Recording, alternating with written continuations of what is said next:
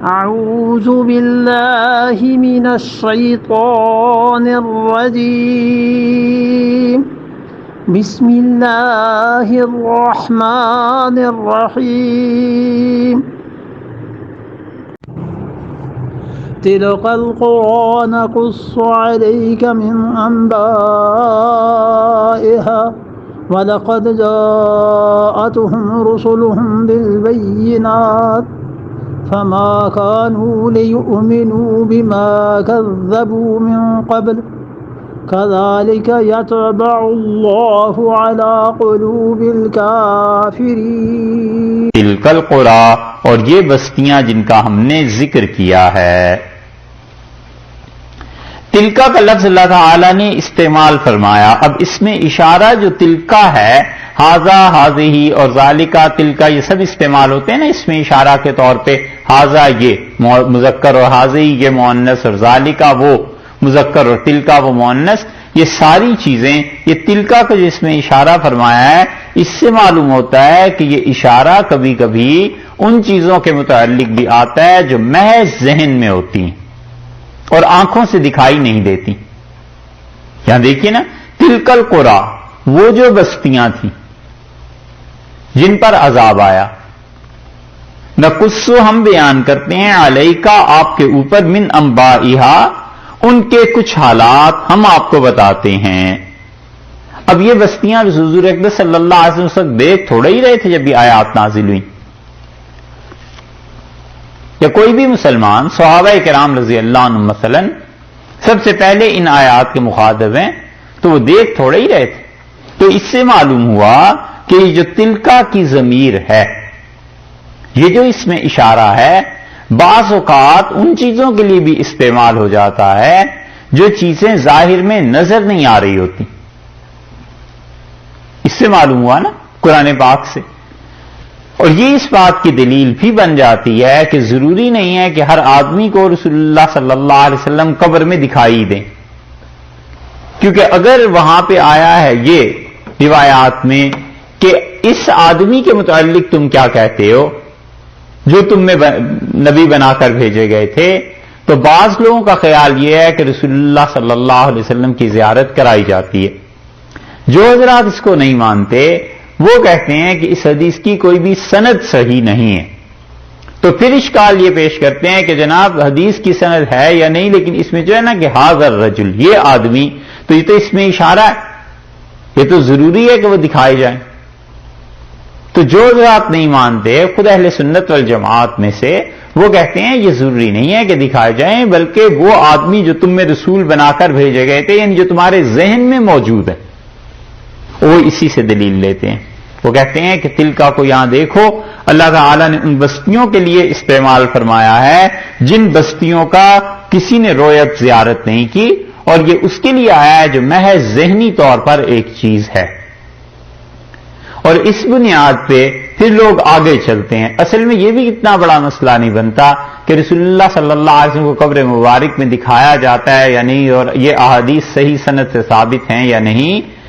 مسئلہ یہ بن جاتا ہے کہ اس کے بعد وہ اس پہ ایک عمارت تعمیر کرتے ہیں، اور وہ کہتے ہیں کہ رسول اللہ صلی اللہ علیہ وسلم بیک وقت دنیا میں سینکڑوں آدمی ایک ہی وقت میں قبر میں پہنچتے ہیں، تو اتنی قبروں میں دکھائے جا رہے ہوتے ہیں، تو وہ حاضر ناظر نہیں ہوئے تو کیا ہوئے؟ وہ تو ہر جگہ حاضر ہوتے ہیں. یہ اتنی لمبی بحث جو متقدمین نے کی تھی، ہمارا زمانہ دیکھ لیتے تو یہ بحث ہوتی ہی نہ، ہے نا، کہ ایک آدمی، وہ ممکن ہے 1 کروڑ آدمی اسے دیکھ رہے ہوں ایک ہی وقت میں، اور بالکل صحیح حالت میں دیکھ رہے ہوں. حاضر ناظر ہونے کی بات نہیں ہے، بلکہ وہ درمیان میں سے پردے سارے ہٹ جانے کی بات ہے کہ آدمی کی نگاہ اس چیز کو دیکھ رہی ہوتی ہے اپنے سامنے. تو محدثین نے اور مفسرین نے اس پہ تلکا کے لفظ پہ بحث کی کہ تلکا سے مراد تو وہ بستیاں، یعنی وہ جن کو اللہ تعالیٰ نے بتایا ہے کہ یہ سب تباہ ہو گئی تھی، وہ قرآ جو تھی، نقصو ہم بیان کرتے ہیں، علیک من انبائہا، ہم آپ کو ان کے کچھ احوال بیان کرتے ہیں، کچھ خبریں ان کی دیتے ہیں، ساری کی ساری نہیں، کچھ خبریں جو ضرورت کے لیے تھیں، جو کام آ جائیں گی، جو فائدہ پہنچائیں گی، جو بتا دیں گی کہ یہ کیا کیا چیزیں ہوئی ہیں، وہاں پر کیا کیا ہوتا رہا، ان کی خبریں ہم دیتے ہیں. وَلَقَدْ جَاءَتْهُمْ، اور ان کے رسول، جاءتہم ان کے پاس آئے، رسلہم ان کے رسول. یہ ہم کے دونوں ضمائر جو ہیں یہ کافروں کی طرف لوٹ رہی ہیں. وَلَقَدْ جَاءَتْهُمْ ان کے پاس آئے، یعنی کافروں کے پاس آئے، رسلہم ان کے رسول آئے. رسول تو سب کے لیے تھے لیکن ان کے سمجھانے کے واسطے خاص طور پر آئے، بالبینات، دلائل اور معجزات لے کر. یہ سب چیزیں لے کر آئے انبیاء علیہ الصلوۃ والسلام ان کے پاس. بینہ کو اللہ تعالی نے بینات کیا کہا ہے؟ بینہ ایک معجزہ، کوئی ایک نشانی. اور بینات جمع میں آ گئے نا کہ بہت سی نشانیاں.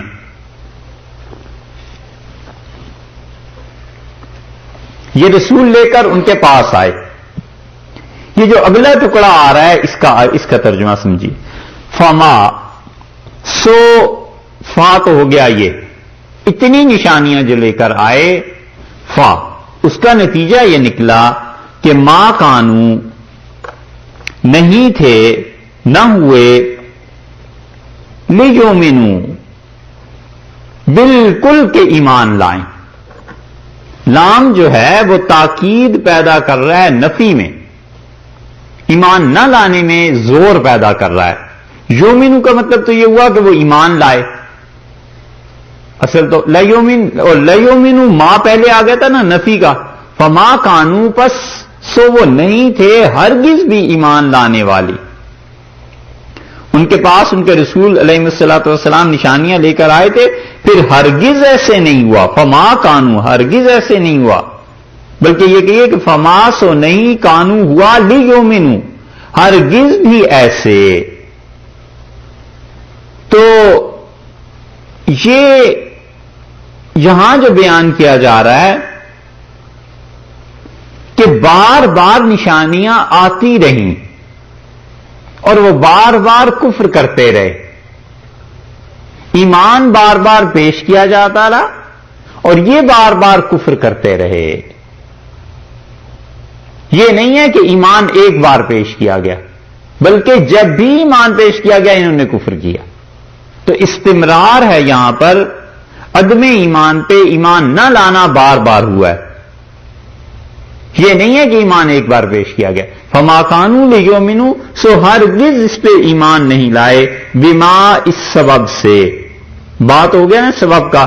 اس سبب سے کہ ما، جو کچھ کے، ما پہلے نفی کا آیا، اب یہاں ما موصول ہے، یعنی جو کچھ کے کذبو، جھٹلا چکے تھے، من قبلو، اس سے پہلے. اس سے پہلے جب انہوں نے جھٹلا دیا تھا ایک بار تو بس پھر وہ جھٹلاتے ہی چلے گئے، پھر وہ ایمان نہیں لائے. یہ ہے اڑنا، اور یہ ہے ایک بار جو بات منہ سے کہہ دی بس پھر اس سے نہیں ہٹنا. کبر جب ہوتا ہے نا اور آدمی متکبر ہوتا ہے، مغرور، تو پہلے واہلے میں جو بات کہہ دے بعد میں حق کتنا ہی واضح ہو کے آ جائے نہیں مانتا، کیونکہ اگر مان جائے تو وہ کہتا ہے پھر تو ہم ہار گئے.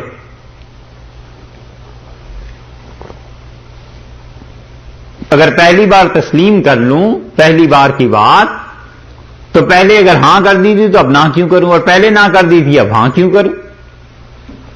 اور کوئی دوسرا سمجھا دیتا ہے کہ وہ جو پہلے ہاں یا نہ ہوئی تھی وہ غلط فہمی تھی. آپ دیکھیں پوری صورتحال کا جائزہ لیں اور اپنی رائے پر نظر ثانی کریں. متکبر لوگ ایسے کبھی نہیں کرتے. یہی مرض خدا نے یہاں بیان کیا ہے کہ ان کے رسول علیہ الصلوۃ والسلام ان کے پاس واضح دلائل اور معجزات لے کے بار بار آئے ہیں. فما کانوا لیؤمنوا بہ، سو وہ ہرگز ایسے نہیں ہوئے کہ یقین لائیں، ایمان لائیں. بما کذبوا من قبل، جو بات پہلے جھٹلا چکے ہیں اس پر ایمان لائیں، یہ نہیں ہوا. کافروں میں یہی ہوتا ہے. نبی کریم صلی اللہ علیہ وسلم نے ایک بار دعوت دی، دو بار دی، تین بار دی، لیکن ایک بار جب انہوں نے کہہ دیا کہ نہیں ماننا، پھر نہیں ماننا. یہ اس وجہ سے ہے کہ اپنے آپ کو بڑا سمجھتے ہیں، اور یہ صرف انبیاء علیہ السلام کے مخالفین ہی میں نہیں ہوا کرتا، یہ بڑا مرحلہ پیش آ جاتا ہے بڑے بڑے اہل علم کو، علماء کو، کہ ایک بار فتویٰ دے دیا، بعد میں لوگوں نے کہہ دیا کہ حضرت یہ فتویٰ صحیح نہیں ہے، یہ ایسے نہیں ایسے ہے، اب اڑ جائیں گے، اسے مانیں گے نہیں۔ دل اندر سے کہتا ہے کہ ہاں بات تو ٹھیک ہے، یہ جو اتنے دلائل آ گئے ہیں اسے مان لینا چاہیے، لیکن اس کے باوجود نہیں مانیں گے، کیونکہ وہ پھر ماننے میں یہ سمجھتے ہیں کہ اگر مان لیا تو مرید معتقد جو بھی ہیں وہ کہیں گے کہ دیکھو جی پہلے اتنا علم نہیں تھا، پھر کسی اور نے سمجھا دیا۔ اور جو اس کے مقابلے میں اللہ کے اچھے بندے ہوتے ہیں وہ بار بار نظر ثانی کرتے ہیں، دلائل دیکھتے ہیں، غور کرتے ہیں، وہ اس پر بھی غور کرتے ہیں کہ ممکن ہم سے غلطی ہو گئی ہو، تو ایسی کون سی بات ہے، ہو جاتی ہے غلطی، رجوع کر لیں۔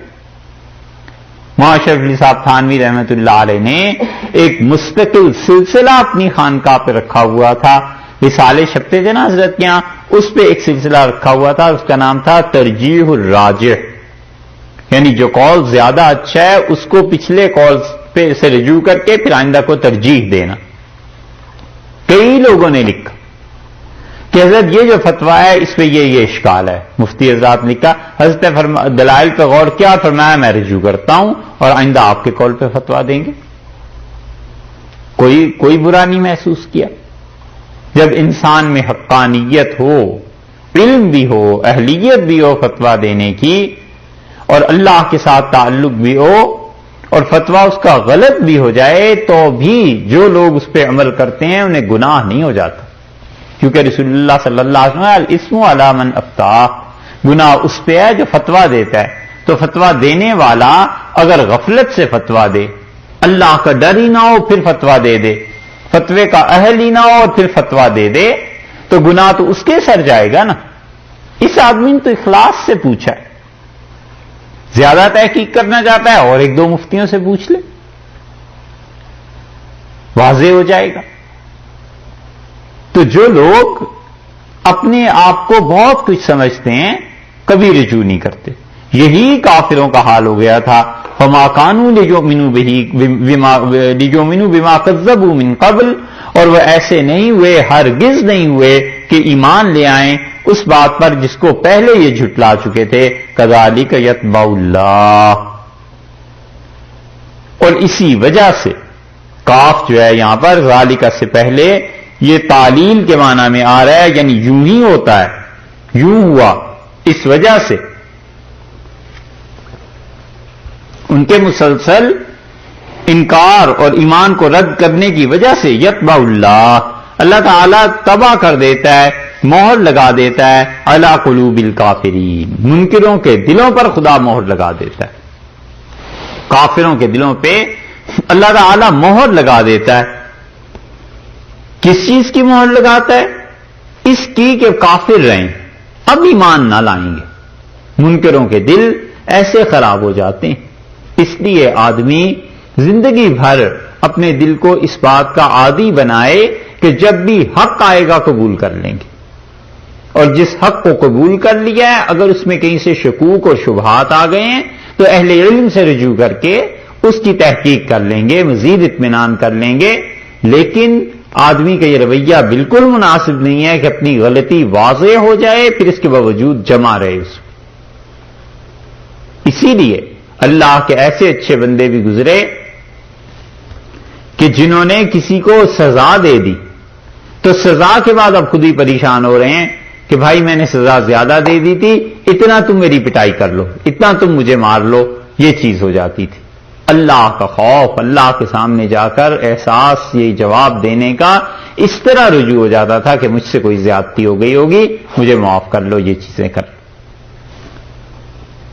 انتظامی اعتبار سے اس سے چاہے خلل واقع ہوتا ہو، لیکن ان پہ غلبہ اس چیز کا تھا کہ کسی آدمی کا حق ہمارے ذمہ نہ رہ جائے۔ اللہ تعالیٰ نے فرمایا ہے اسی وجہ سے کافروں کے دلوں پہ مہر لگ جاتی ہے کہ اس حق کو سمجھنے کے باوجود اس پر ایمان نہیں لاتے۔